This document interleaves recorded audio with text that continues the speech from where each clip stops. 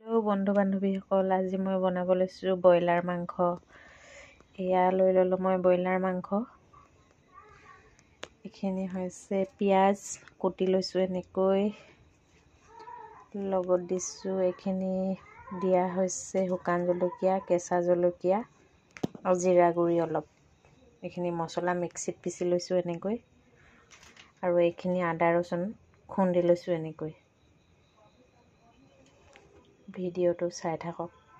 দেখিছে নহয়, তেল পকিছে আৰু ইয়াত এতিয়া মই মাংসখিনি দি দিম। মই মাংসখিনি এনেকৈ খালি তেলত ভাজি লৈছোঁ। প্ৰথমতে অলপ ৰঙাকৈ ভাজি ল'ম।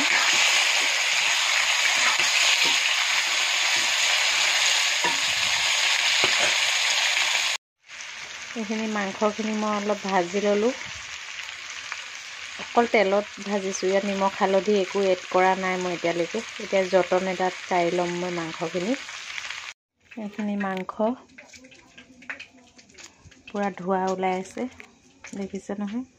মাংসখিনি যতন এটাত এনেকৈ কাঢ়ি ল'লোঁ। মই এই তেলখিনিতে আকৌ এতিয়া তেজপাত কিখিলা দি ল'ম। মই ইয়াত আৰু নতুনকৈ তেল দিয়া নাই, আগৰ তেলখিনিতেই, মাংস ভজা তেলখিনিতে আকৌ তেজপাত দি দিছোঁ।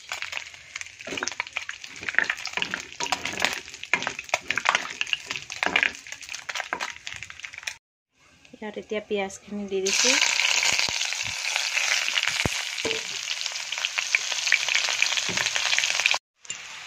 আদা ৰচুনৰ পেষ্টখিনি দি দিছোঁ।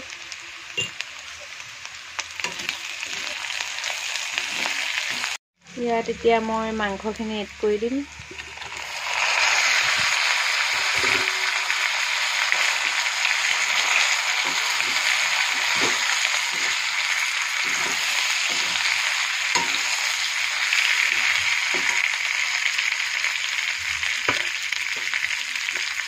ইয়াত এতিয়া মই মছলাখিনি দি দিম।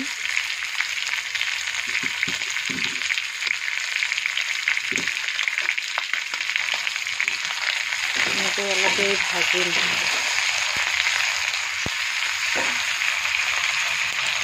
ইয়াত এতিয়া মই নিমখ হালধি দি দিম।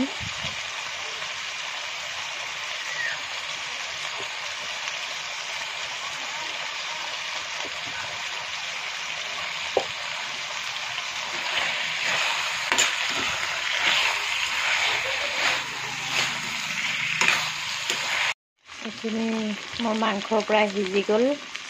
এতিয়া ইয়াত ধনিয়া অলপ ছটিয়াই দিম। মই জোলকৈ নাখাওঁ, আজি শুকানকৈ খাম মাংস। জোল নিদিওঁ, জোল প্ৰায় খাই থকাই হয়, অলপ গ্ৰেভি ষ্টাইলতে খাম আজি। এইখিনি দেখিলে নহয়, মাংসখিনি দেখি এতিয়া যেন ভাত খাওঁ তেনেকুৱাই লাগিছে। ভিডিঅ'টো কেনেকুৱা পালে আপোনালোকে জনাব। কেতিয়াবা আপোনালোকেও এনেকৈ বনাই খাই চাব। আজিলৈ আহিছোঁ, বাই, ধন্যবাদ।